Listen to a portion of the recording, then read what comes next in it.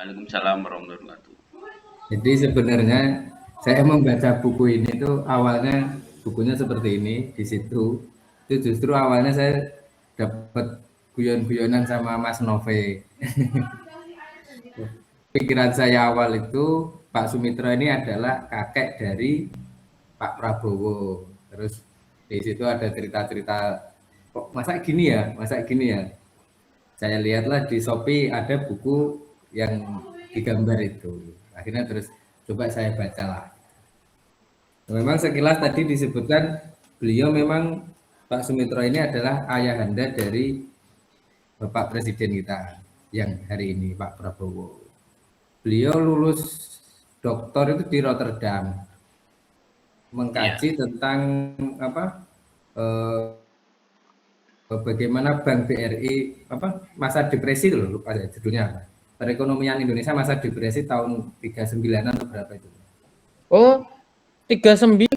Berarti kalau 39 itu berbarengan dengan di 39. Wah, ini menarik sekali. Nanti dilanjutkan. Karena 39 itu memang pas terjadi kebangkrutan ekonomi di Iya, Indonesia. Waktu itu masih di eh, Belanda dulu. masih di bawah Belanda. Nah, itu nanti itu terkait sama bukunya Endemic Poverty itu yang ada kaitannya dengan Bojonegoro. Nanti bisa kita bahas di diskusi selanjutnya itu. Bukunya juga sudah saya pesen di Shopee, nyampainya 2 minggu lagi katanya. Nah, yang dari Rotterdam itu yang menarik itu Pak Sumitro, disertasinya itu tentang ekonomi mikro. Ekonomi mikro, justru dari ekonomi mikro itulah akhirnya beliau berpindah nanti ke kebijakan-kebijakan makro tadi. Memang benar beliau dari lulusan Rotterdam sangat muda, umur 25. Di masa Pak Karno pernah ikut tidak cocok dan akhirnya keluar. Dia ikut di PSI. PSI itu Partai Sosialis Indonesia, bukan yang PSI hari ini. iya. Beda Bersama ya. bersama Sultan Syahrir. Eh, Pernah tidak cocok dengan Pak Karno, akhirnya dia keluar dari Indonesia sampai berapa 7 tahun atau berapa itu. Sama dengan Pak Safruddin, nanti di bukunya Nasionalisme, Sosialisme, dan Pragmatisme juga diceritakan perbedaan dua tokoh ini. Oke, lalu? Saya jelaskan dari di bab 1 ya. Hmm. Awal-awal Indonesia merdeka itu ada 3 paham besar yang masuk ke Indonesia. Satu pan-Islamisme yang dia mendapatkan dari Muhammad Abduh, Jamaluddin Al-Afghani. Kalau di Indonesia mulai dengan Syarikat Islam itu. SI ya. Nah, yang akhirnya diketuai oleh siapa itu? Cokro Aminoto. Sebelumnya diketuai oleh Saman Hudi dan lain sebagainya itu. Iya, Itu yang pertama. Nah, dan yang kedua adalah ide-ide Marxisme dan sosialisme. Berawal dari revolusi apa itu? Bolshevik 1917. Ya, Bolshevik. Nah, itu apa istilahnya? Nanti bisa dilihat di mana di AI atau Gemini itu sejarahnya seperti apa. Nah, akhirnya muncullah Partai Komunis di Indonesia tahun 1923. Nah, itu sih secara ini. Kemudian nasionalisme dipelopori oleh Pak Karno dengan apa? Dengan Partai PNI-nya tahun 1927. Berarti yang awal Fan Islam ya.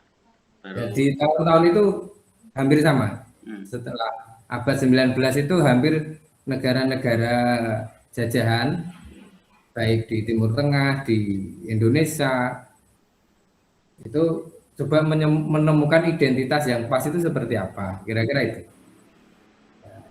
Kemudian kita masuk ke sejarah ekonomi Indonesia. Nah, Pak Sumitro itu diposisikan di bukunya Prof. Dawa Meraharjo ini, idenya itu sejajar dengan Bung Hatta dalam pemikiran ekonomi. Ya. Kita ikuti sejarah ekonomi di Indonesia itu dimulai tahun 45 sampai 49. Itu bicara tentang kedaulatan. Itu masih ini sampai terjadi konferensi meja bundar. Ya. Nah, di konferensi meja bundar itu Pak Sumitro ikut terlibat. Ya. Yang beliau termasuk yang nasionalis ya. Nasionalis yang sebetulnya tidak cocok kalau Indonesia harus ikut mengganti rugi dari perang dengan Belanda itu. Tapi karena itu ada 4 orang atau 5 orang itu, akhirnya kebijakannya mengikuti apa yang terjadi di yang sudah ada itu. Akhirnya Indonesia mengganti rugi itu. Kemudian tahun 45 sampai 58 itu pembangunan ekonomi. Bagaimana cara membangun ekonomi ini? Antara pragmatisme atau ideologis dan revolusi. Maksudnya apa? Pragmatisme itu ya kita sudah merdeka. Setelah konferensi meja bundar ini Belanda masih mempunyai perusahaan-perusahaan besar. Kita ambil pajaknya, biarkan investor asing masuk, tidak ada masalah. Itu pikirannya Pak Sumitro. Termasuk di sini Pak Sumitro, Bung Hatta dan Prof. Pak Safruddin. Nah, berpikirnya kita sudah merdeka ya berpikir tentang bagaimana menjalankan pemerintahan ini. Tidak dikembalikan kepada nasionalisme masa lalu. Ini yang pernah diceritakan dengan yang ini nasionalisme berbasis masalah sama berbasis masa itu ya. Nah, kalau pragmatisme ya ibaratnya kalau kita sudah berkeluarga ya berpikirnya bagaimana keluarga ini berkembang. Iya. Sehingga kemudian tahun 58 sampai 65 nah, ini mulai yang berbasis masa historis ini, ideologis ini berasumsi bahwasanya revolusi belum selesai. Nah, disitulah nanti akan terjadi banyak perbedaan. Sehingga termasuk Pak Sumitro tidak cocok dengan Pak Karno. Nah, kemudian tahun 67 sampai Orde Baru itu sudah mengarah kepada pembangunan ekonomi. Yeah. Dan di tahun itu juga disahkan undang-undang tentang investasi asing. Kalau dilihat di bab 1 di buku ini, ide sejarah ekonomi Indonesia itu terbagi menjadi 2. Economic minded, yaitu berpikiran bagaimana menjalankan ekonominya. Terus historical minded, berpikir tentang keterkaitan dengan sejarah. Yeah. Program-program nasionalisme itu yang dilakukan Pak Karno. Pak Sumitro itu termasuk menteri di masa Pak Karno itu. Dia termasuk yang setuju dengan nasionalisme. Pak Sumitro ya? Nasionalisasi terhadap perusahaan-perusahaan asing. Yeah. Kira-kira itu nanti diberikan kepada orang-orang Indonesia. Justru Bung Hatta, Pak Safruddin itu tidak setuju. Tidak setuju dengan nasionalisasi ekonomi tadi. Yeah. Ya, sudah merdeka ya ada pabrik ya dibiarkan saja. Yang penting membayar pajak dan mengikuti regulasi yang ada di Indonesia. Kira-kira itu. Itu Safruddin sama Pak Hatta. Iya. Lalu ini, mohon maaf. Itu timelinenya tahun berapa ya, Mas? Itu sebelum Pak Karno dekat dengan PKI. Yo. Atau masih Bung Karno masih wakil presiden ya? Bung Hatta. Pak Hatta masih wakil presiden. Oh, berarti sebelum tahun 50-an. Sebelum tahun 59.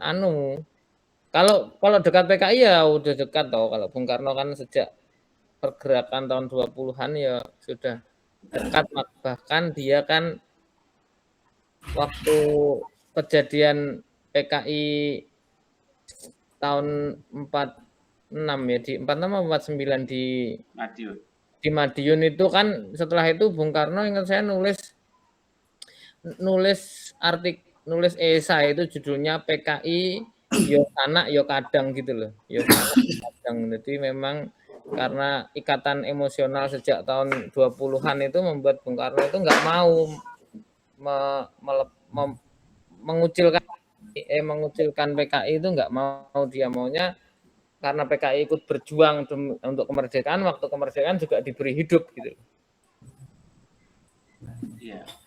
Jadi Kembali nanti lagi ke ini Mas Solihin yang tadi ya, pada prinsip perbedaan antara, berarti yang satu kubu itu adalah Pak Syafruddin sama Bung Hatta itu satu kubu ya, mereka itu sebenarnya berpikiran ini Pak Syafruddin, ya. Bung Hatta sama Pak Sumitro ini sangat setuju dengan model pragmatisme dibanding ideologis Oke. ketika membahas ekonomi. Jadi mereka bertiga itu pragmatisme ya, bukan ideologis. Oke. Hanya nanti di bab 2 dan sebagainya akan dijelaskan bahwasanya nasionalisasi aset-aset negara ini penting. Itu versi Berdasarkan Pak Sumitro. Kenapa? Pak Sumitro karena apa? Karena negara Indonesia itu dijajah sangat lama.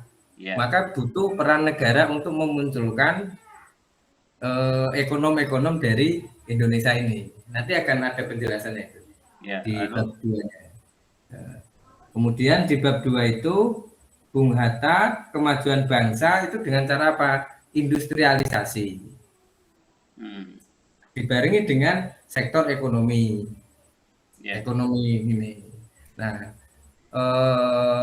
Pak Sumitro dengan disertasinya tentang pertanian itu, beliau sangat pesimis kalau memulai dari sektor pertanian.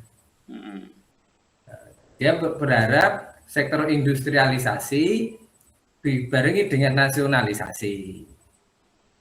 Jadi ibaratnya dikasih ruang khusus untuk orang-orang Indonesia ini.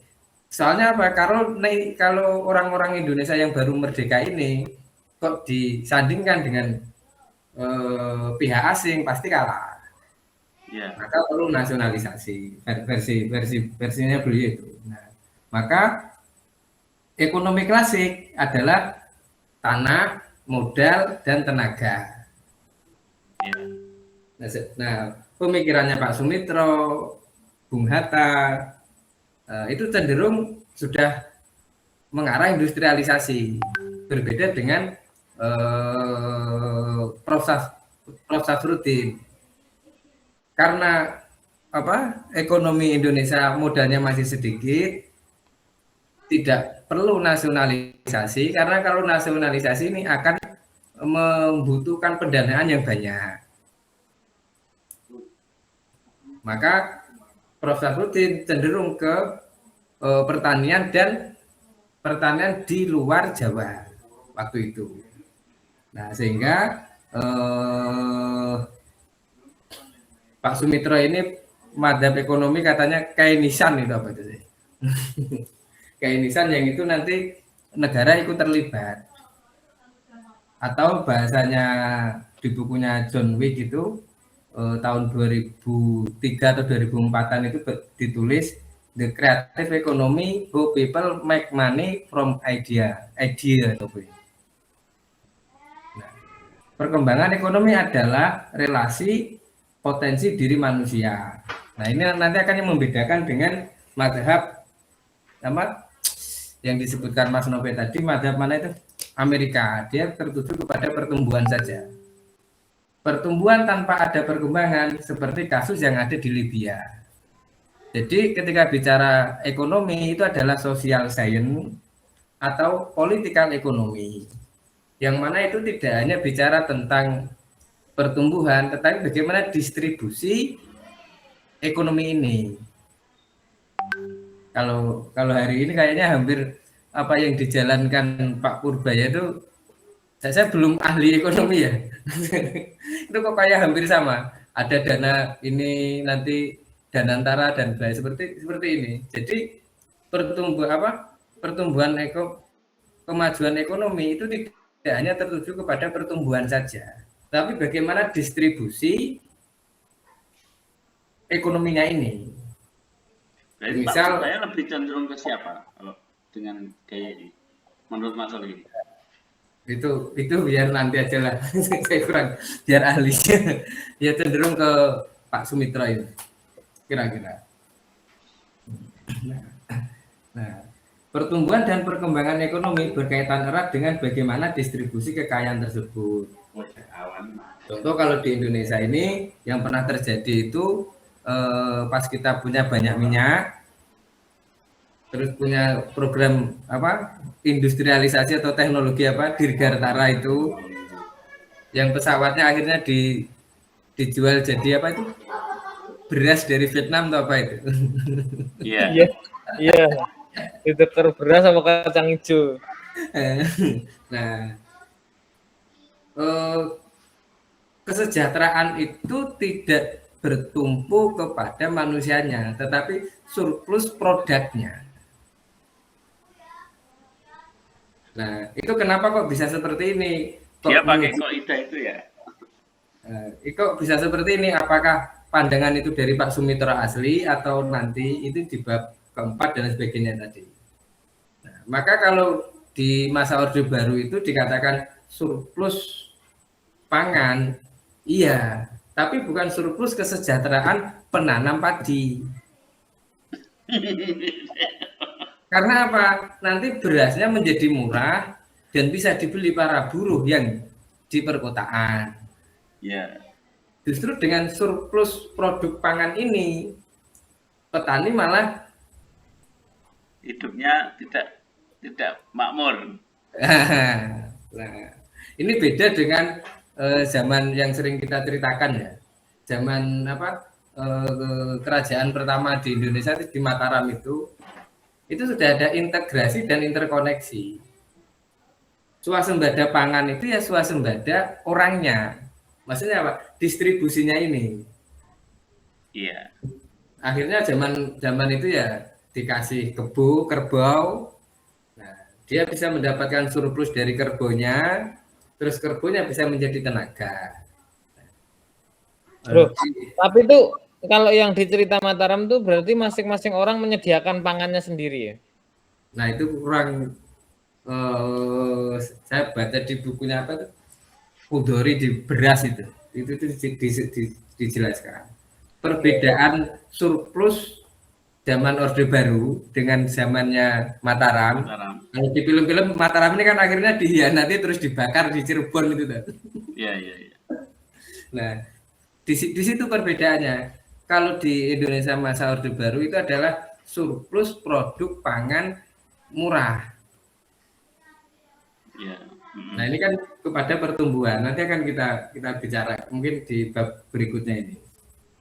Nah, di bab 4 itu salah satu sumber kemiskinan adalah bergantung pada sektor pertanian. Yang mana masa kolonialisme dengan upah buruh murah dan bergantung pada sektor industri ekspor kopi dan sebagainya itu, serta dengan upah murah maka daya beli yang rendah terjadi masyarakat. Disertasinya apa?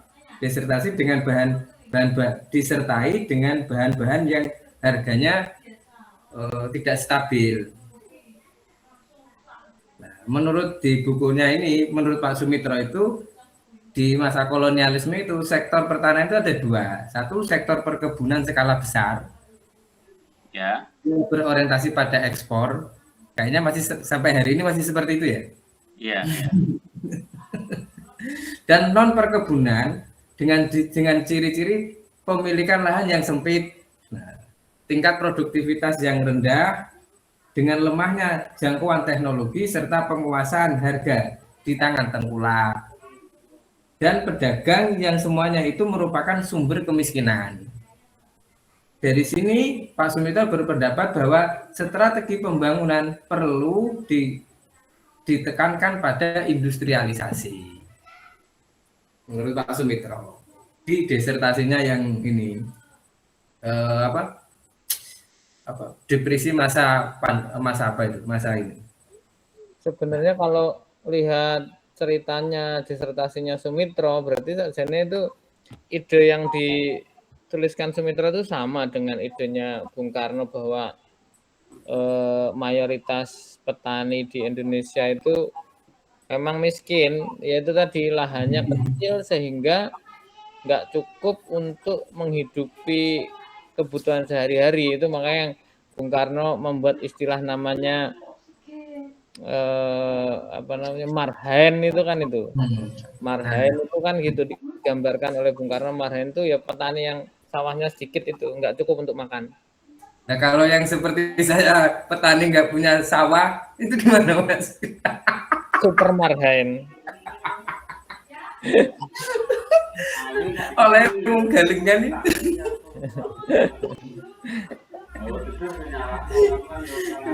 Nah di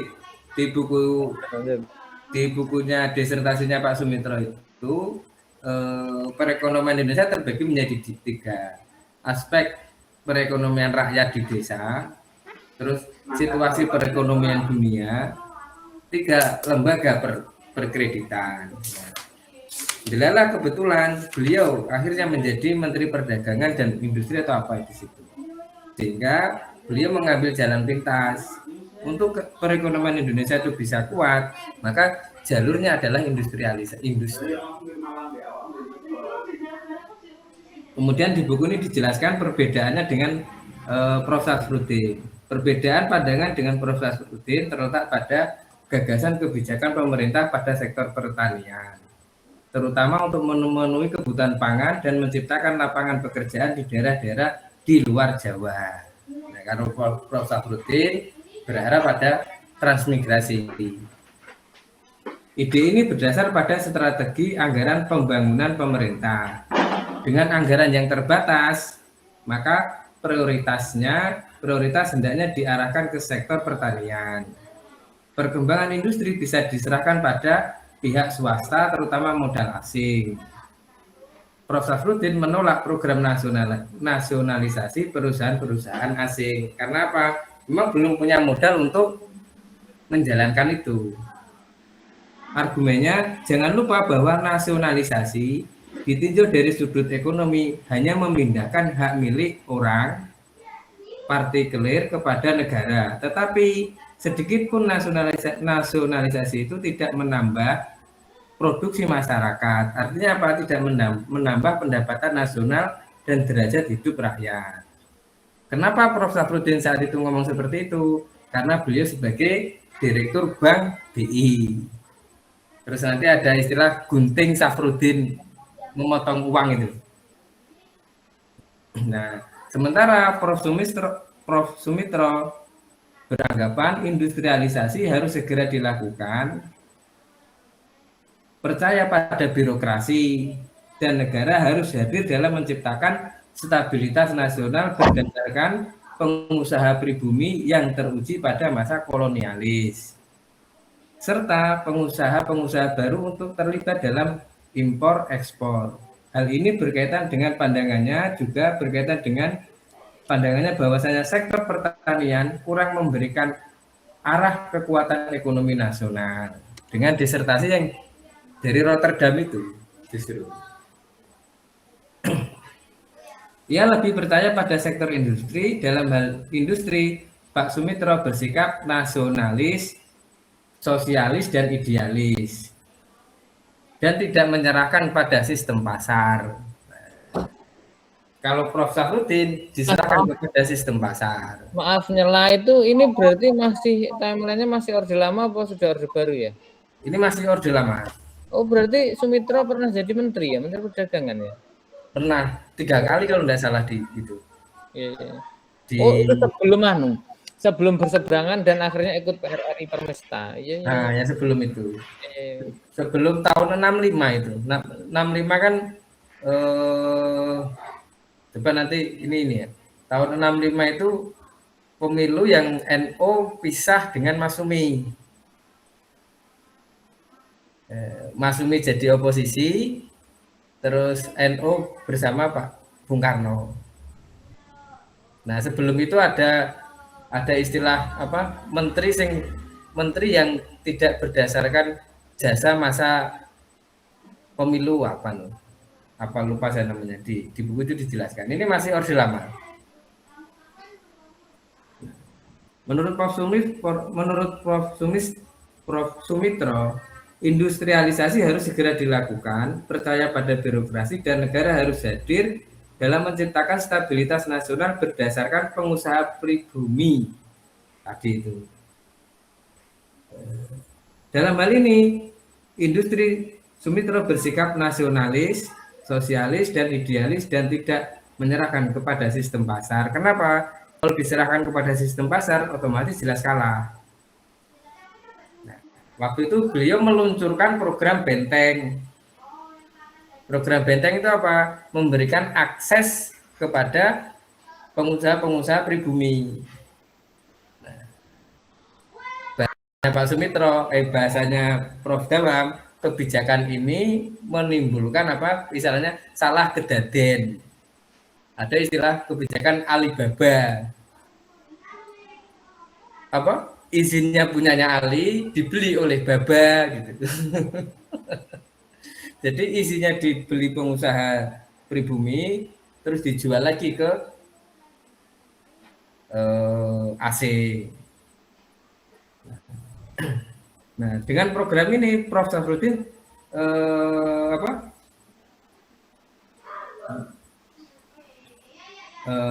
ia meluncurkan program Benteng yang mana ini menurut Prof. Safruddin hanya akan memberikan keuntungan pada pedagang besar dengan kebijakan ini. Ini menunjukkan bahwasanya dalam hal ini industri diserahkan pada mekanisme pasar harusnya. Hal ini sangat wajar dengan keadaan saat itu. Dengan industrialisasi dan nasionalisasi aset negara akan mengurangi pemasukan pajak serta pembelanjaan uang yang tidak efisien karena terfokus pada industrialisasi yang membutuhkan modal banyak dan kemungkinan kalah bersaing. Contohnya ya Dirgantara itu. Nah, akhirnya kalau di zaman sekarang yang ada dengan program Benteng ini nanti pertumbuhan bukan perkembangan. Karena sektor ekonomi hanya dimiliki oleh aksesnya hanya beberapa orang saja. Kira-kira itu. Nah, di bab 4, di bab 5,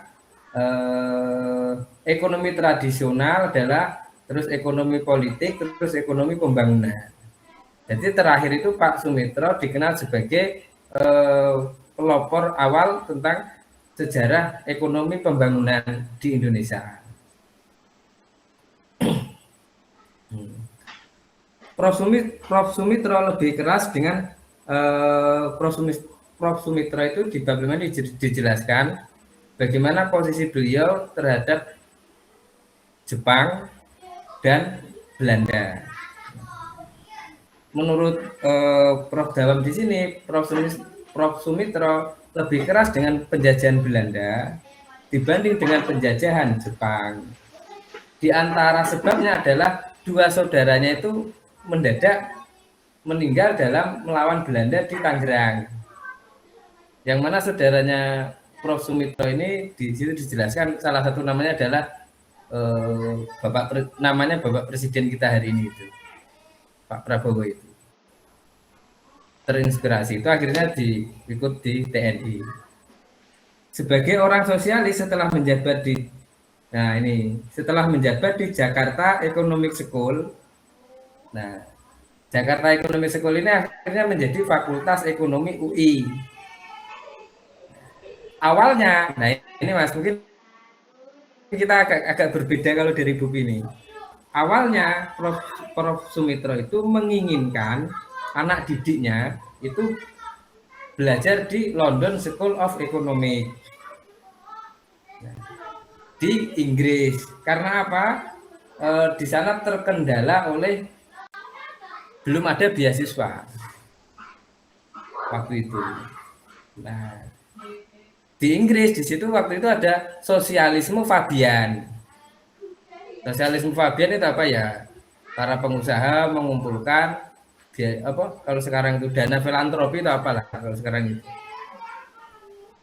Nah, ternyata yang mau memberikan beasiswa saat itu adalah The Ford Foundation untuk mengirimkan muridnya untuk belajar di Universitas Berkeley di California.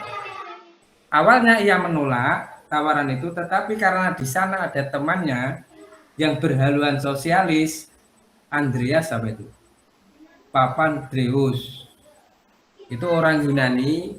Ternyata tapi setelah setahun berikutnya Andreas ini dipecat dan kembali ke Yunani. Kira-kira itu. Nah, jadi program Benteng tahun 52 itu gagal. Akhirnya beliau memulai lewat jalur pendidikan untuk program-program ekonomi itu. Nah, beliau ingin yang mengirim ke Inggris, tapi di Inggris tidak ada beasiswa. Di Universitas Berkeley ada di California. Nah, karena waktu itu dekannya adalah Andreas Papandreous, Papandreou apa itu? Temannya Pak Sumitro ya. Temannya Pak Sumitro waktu di PBB. Madhab sosialis. Tetapi setelah itu Andreas ini kembali lagi ke negara Yunani, negara asalnya, dan mendirikan Partai Sosialis di Yunani. Di antara muridnya yang berhasil adalah Wijoyo Nitisastro dan Emil Salim. Ya. Yang pernah menjadi murid Prof. Sumitro. Murid langsung ya itu? Murid langsung. Nah, istilah inilah akhirnya waktu itu mempunyai Bappenas apa? Badan Perencanaan Pembangunan Nasional. Nah, ketika dipegang oleh menurut buku ini ya, setelah dipegang Wijoyo Nitisastro ini. Nitisastro ya. Nah, terfokus kepada pertumbuhan. Di bawah Bappenas ini orientasi ekonomi tertuju pada perencanaan pertumbuhan ekonomi saja dan baru memperhatikan pertumbuhan ekonomi rakyat pada masa kepemimpinan Ginanjar Kartasasmita. Orde baru itu? Ya, itu sudah orde baru. Ini kalau menjawab tadi kenapa Prof. Sumitro kok cenderung mazhabnya Amerika. Satu, di disertasi beliau itu dia berasumsi bahwasanya sektor pertanian itu belum bisa memberikan harapan besar untuk pertumbuhan ekonomi nasional. Maka perlu industrialisasi. Ya. Industrialisasi dan nasionalisasi. Nah, terus beliau mengirim muridnya ke California tadi. Universitas Berkeley. Itu terus akhirnya dikenal dengan mafia Berkeley atau apa itu? Saya kurang begitu paham itu gimana Mas itu? Ya, mafia Berkeley itu kan orang-orang ahli ekonomi awal pembangunan Orde Baru itu ya termasuk yang memantapkan model pembangunan Amerika kan itu. Lah itu kan makanya kalau kita dengar podcastnya Purbaya dengan siapa itu namanya tuh Gita Wirjawan. Ya, itu kan sekarang Purbaya itu ingin melahirkan lagi mafia Berkeley jilid 2 gitu loh. Itu ya orang-orang yang ahli ekonomi. Ternyata saat ini itu negara itu mencari orang untuk disekolahkan ekonomi di Berkeley atau di Harvard itu sulit ternyata. Terutama untuk studi S3 ya. Banyak yang nggak mau ternyata. Lah kok nggak ditawarkan ke kita ya?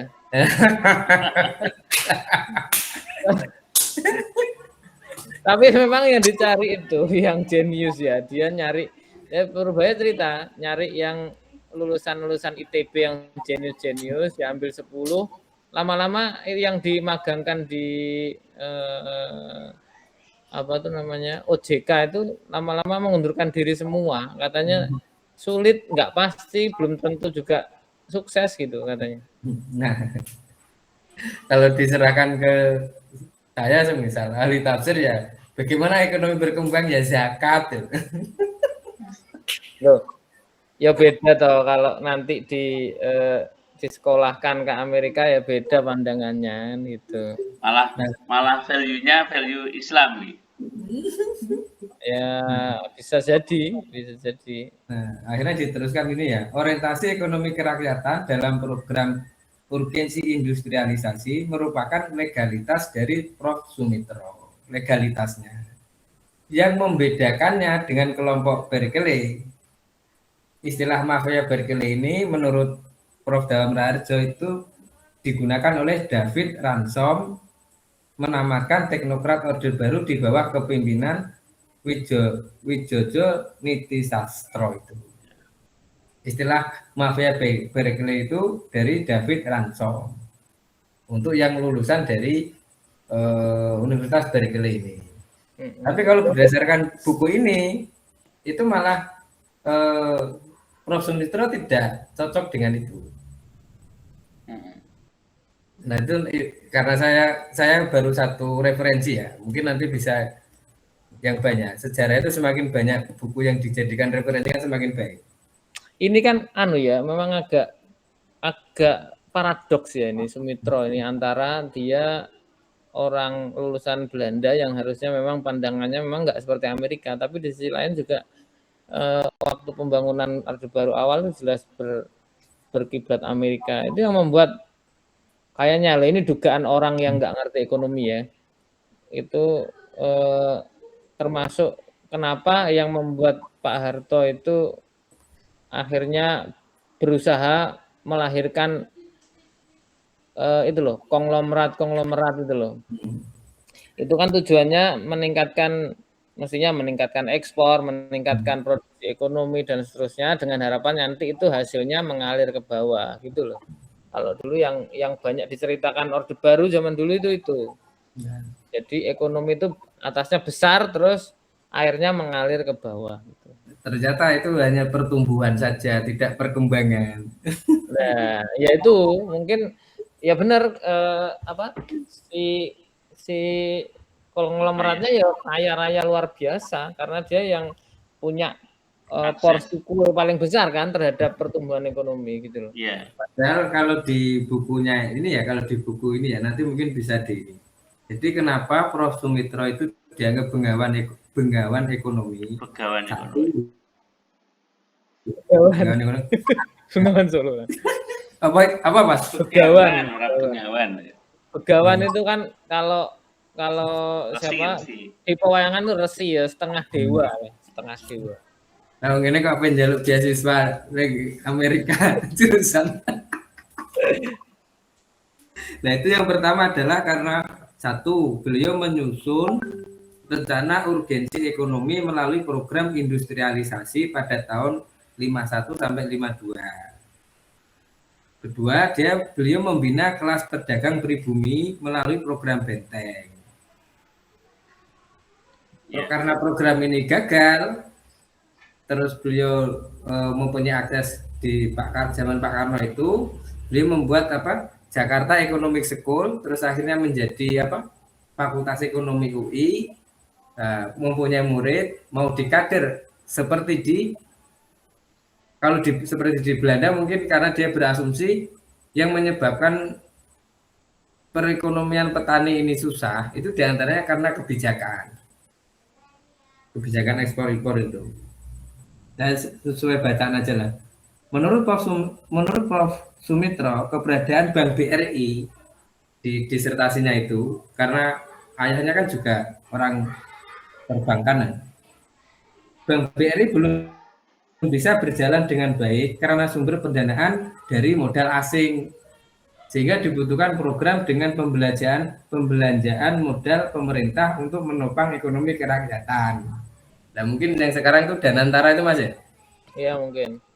Kalau dibahasakan sekarang itu dengan program urgensi industrialisasi sebagai gerakan ekonomi rakyat, dengan membangun sentra-sentra industri kecil yang programnya ini menurut Prof. Dawam Raharjo bahasanya salah gedaden. Nah. Kenapa? Lisensinya dijual lagi gitu, Pak. Yang salah gedaden apa Mas? Diulangi? Ya program Benteng ini. Program Benteng adalah memberikan lisensi ekspor impor khusus untuk para pribumi. Nah, ini menurut Prof. Damar Harjo itu program yang salah kedaden. Itu di zaman Orde Baru. Orde Lama ini cerita Orde Lama. Oh, Orde Lama. dalam pelaksanaannya, bukan dalam pemikirannya ya. Iya. Dalam teorinya ini akan memunculkan ekonom-ekonom baru, ternyata malah dijual. Apanya yang dijual? Lisensi ekspornya nih. Jadi dia dapat lisensi ekspor, tapi surat sakti ekspor dijual lagi gitu sama yang memiliki. Nah, kira-kira itu. Sama yang dikasih. Ini memang masalah. Ya, kalau skala kecil ya kita nitip kambing ya dijual ya gitu. Padahal tujuannya diberikan pada orang itu supaya berdaya, berkembang, bisa memajukan ya, malah digunakan. Itu perlu nanti ya, Mas Novel titip kambing saya, biar saya sama Mas Novel berkembang, malah takdol Mas Novel tak kei gitu. Sampai jual ke saya dengan harga lebih murah. Oh, lebih murah? Ya pastinya gitu tuh.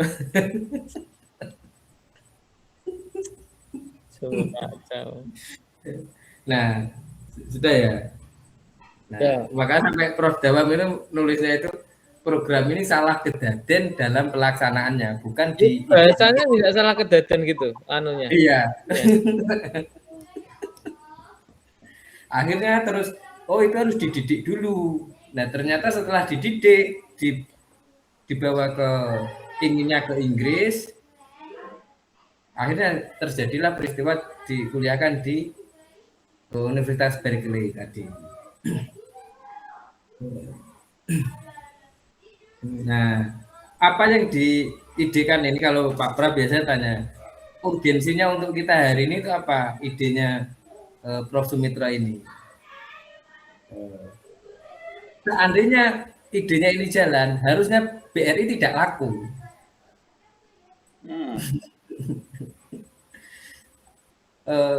Kalau kita praktekkan ya, semisal praktekkan kita bertiga ini skala ini, saya teruskan dulu.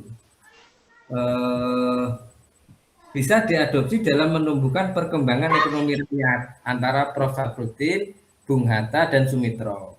Kalau Prof. Safruddin itu cenderung menjaga stabilitas ekonomi berdasarkan klasik, yaitu ada tanah, ada ini. Kalau Bung Hatta berdasarkan koperasinya, Pak Sumitro berdasarkan industrialisasinya. Bisa itu, Pak. Oh, iya.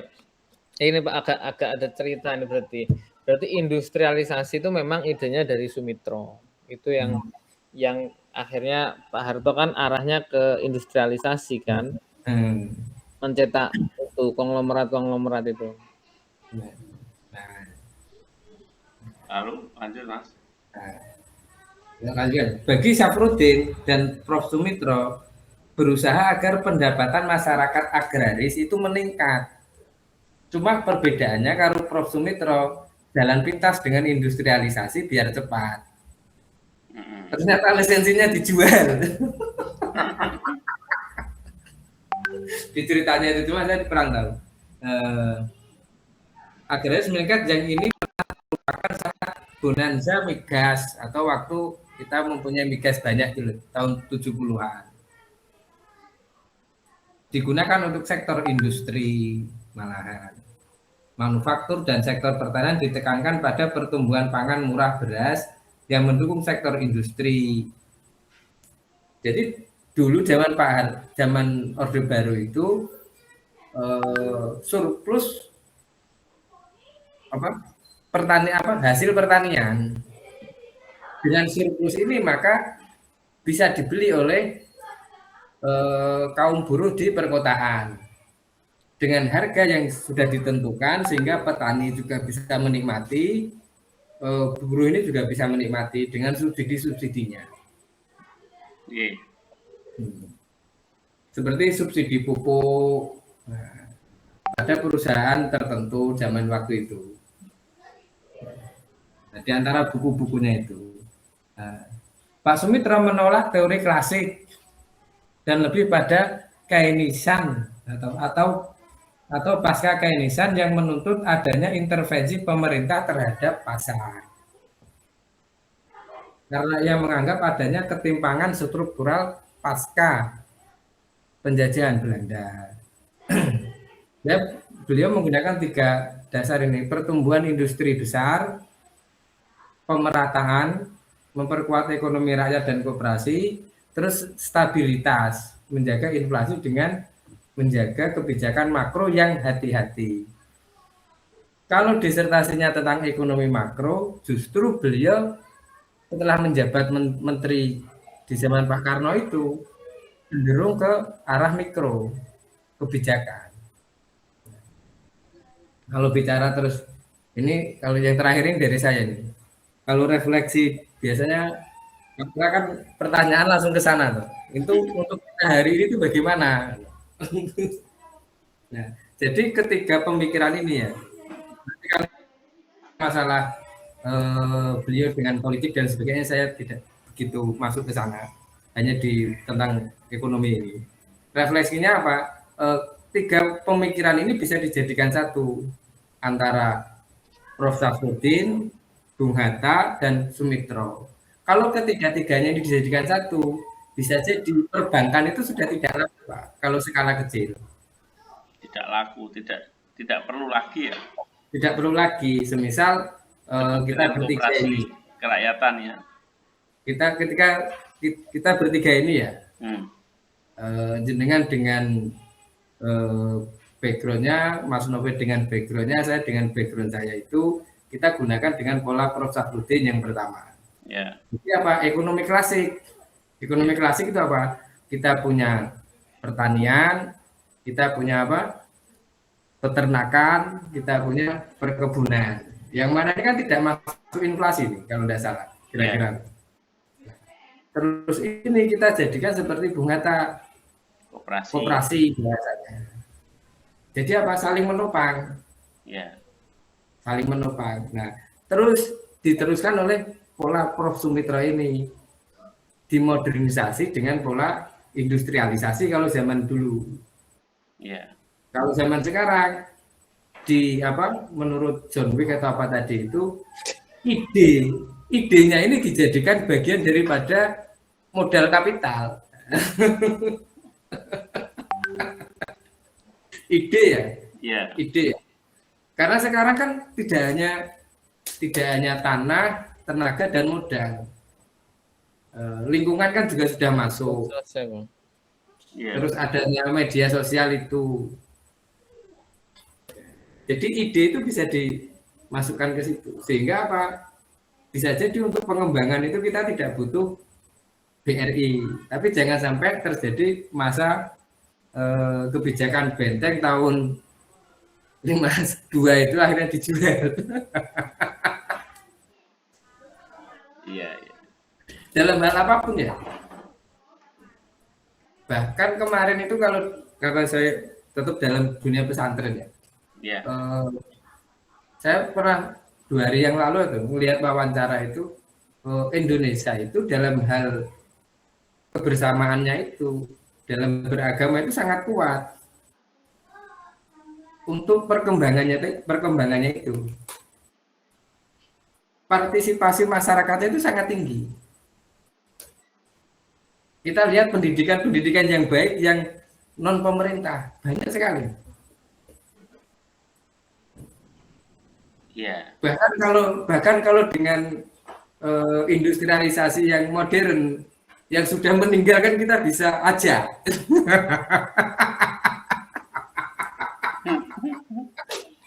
Nah, ini yang saya sebut ini. Jadi kalau dalam konteks siar loh, ini saya bicara siar tidak begini.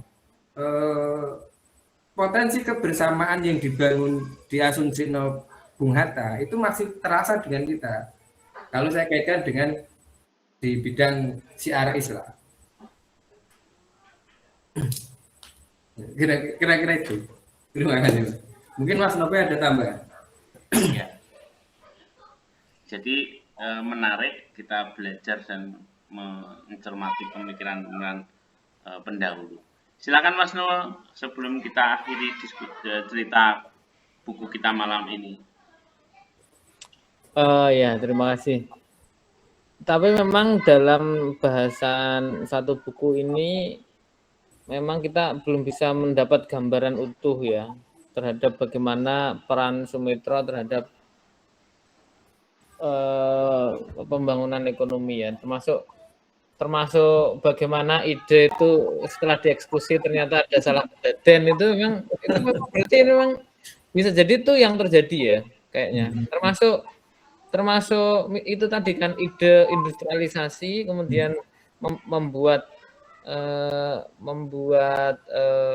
apa sih namanya itu orang-orang kaya itu apa namanya konglomerat yang banyak akan ekonominya mengalir ke bawah, tapi ternyata ya salah kejadian lagi itu.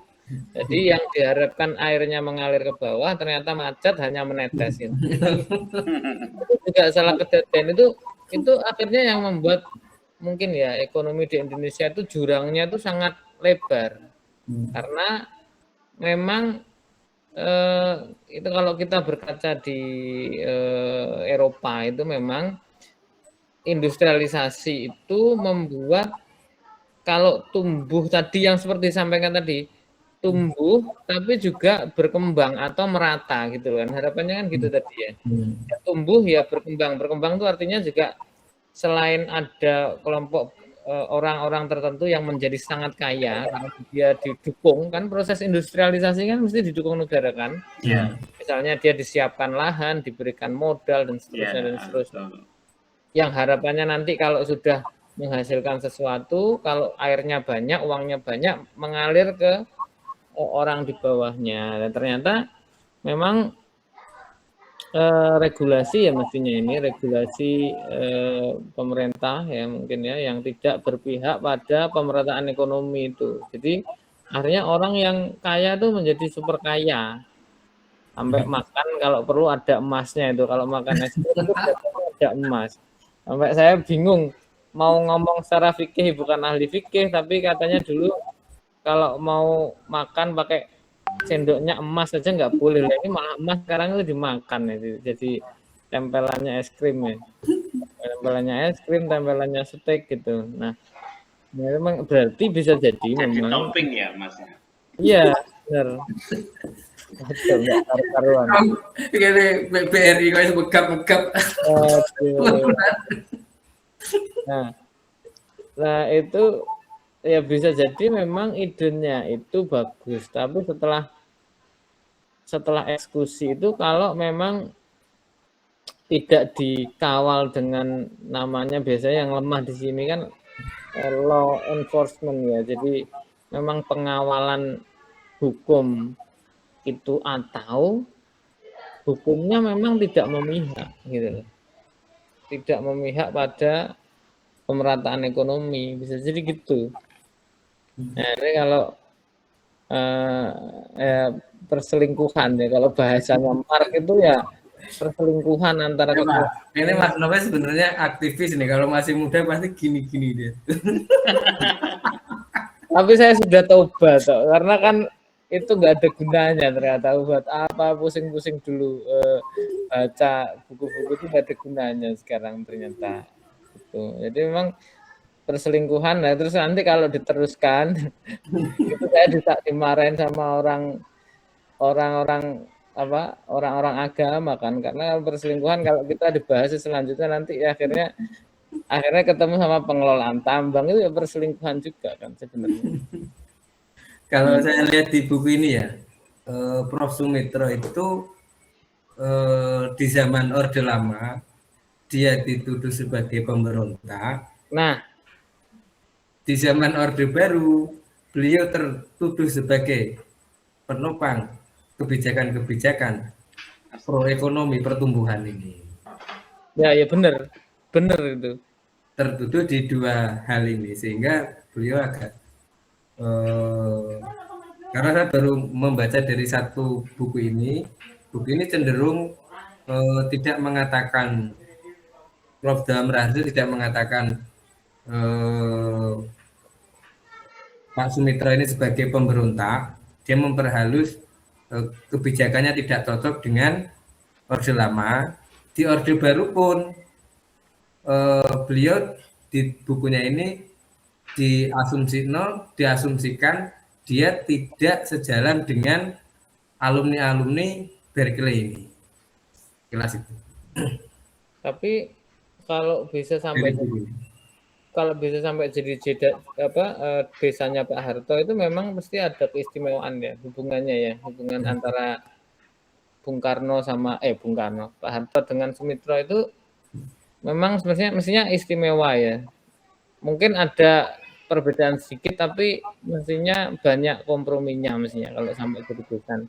Harusnya seperti itu. Apalagi kalau berdasarkan kalau dilanjutkan sama cerita yang beredar di kalangan orang Jawa ya waktu zaman Orde Baru. Itu kan pemimpinnya Indonesia itu menurut siapa itu peramal orang Jawa itu loh, peramal Nato Sabdo siapa namanya? Yang dia bilang Presiden Indonesia itu dari Soekarno, Soeharto, mestinya terus Prabowo, terus sampai anaknya Prabowo itu sampai namanya itu dibikin urut gitu loh. Saat itu katanya begitu. Terus kecelakaan Pak Harto turun, Prabowo dan seterusnya ini terus akhirnya ada isi-isi orang lain terus akhirnya udah nggak bisa lagi. Tapi maksudnya memang Sumitro itu kalau di Orde Lama kan dianggap terlibat RRI Permesta di Sumatera itu. Dan terus di Orde Baru ini yang menuduh dia pro itu siapa ya? Yang menuduh siapa? Yang menuduh sebagai kan Sumitro tadi di dua-duanya kan nggak cocok ya. Zaman Pak Bung Karno dianggap pemberontak, di zaman Orde Baru dituduh yang pro pertumbuhan ekonomi ya itu ya. Tapi itu kan memang yang diharapkan sama Pak Harto saat itu kan. Yang diharapkan Pak Harto saat itu ya itu. Cuma kalau di bukunya Prof. Dawam ini beliau tidak sedang bicara politik. Ini kalau kita yang hari ini karena saya ngaji tafsir mesti arahnya ke sana terus. Kemana? Jadi pengajian yang berorientasi kepada akhirat itu mulai ditekankan kepada nilai-nilai baik dari Bung Hatta, Pak Safruddin, terus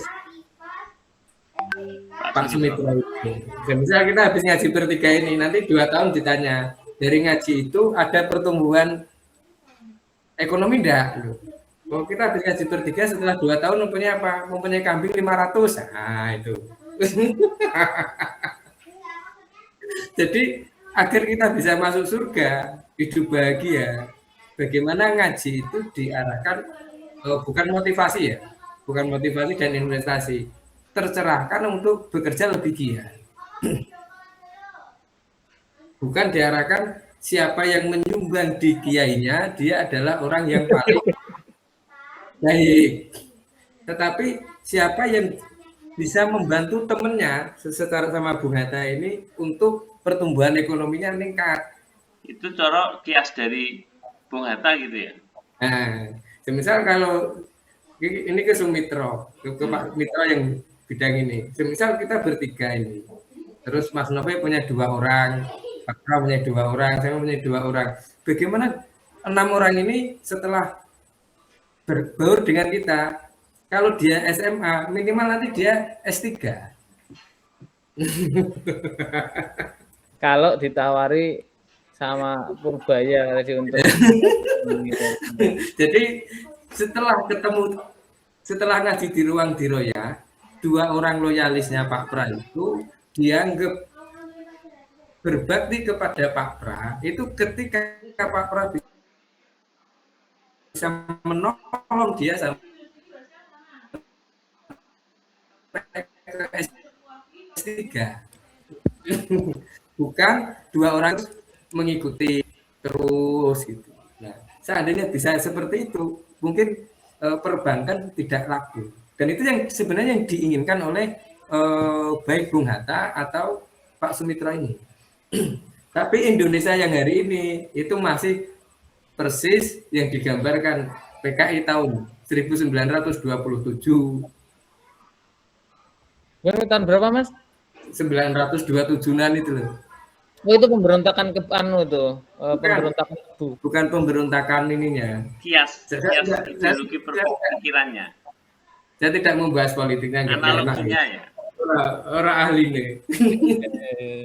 Zaman itu yang kaya adalah tengkulaknya. Sekarang juga yang kaya tengkulaknya. Kayak gitu. Iya ya, perjalanan panjang ya memang. Ya.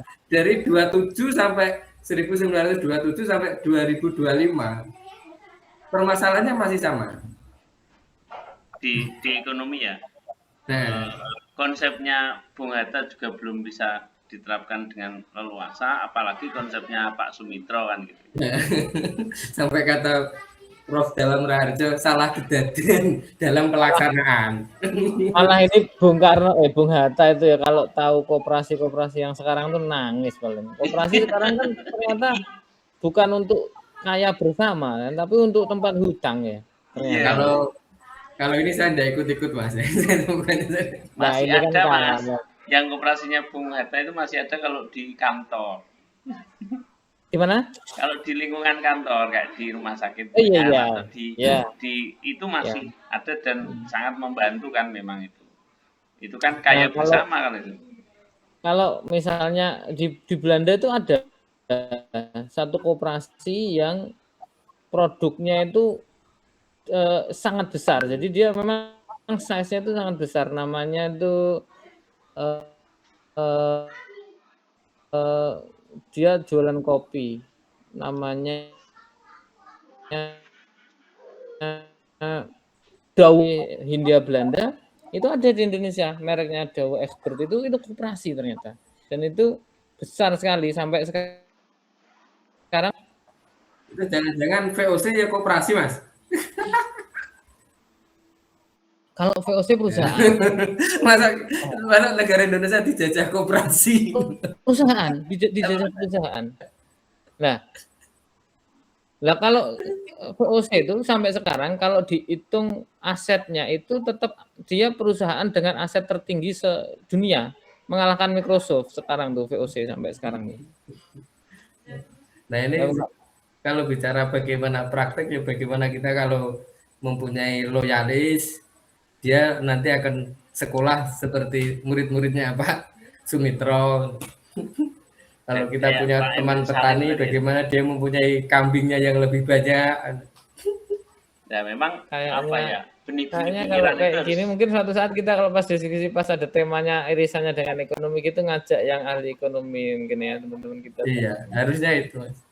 Ya, nanti kalau yang kita ini kan ada lanjutannya sama kemiskinan endemic poverty yang tahun 37 sampai 39 yang termasuk datanya paling banyak itu data tentang Bojonegoro. Mungkin nanti itu kalau mau kita bahas bisa nanti. Nah itu kalau itu saya bisa tuh membahas tentang berarti Mas Novo cari teman lulusan ekonomi UI temennya dulu biar menarik. Iya ya, tak ingat. Kita baca ininya, disertasinya Pak Sumitro itu. Wah itu berarti kayaknya harus ada. Nyari itu ada ya kira-kira masih ada ya?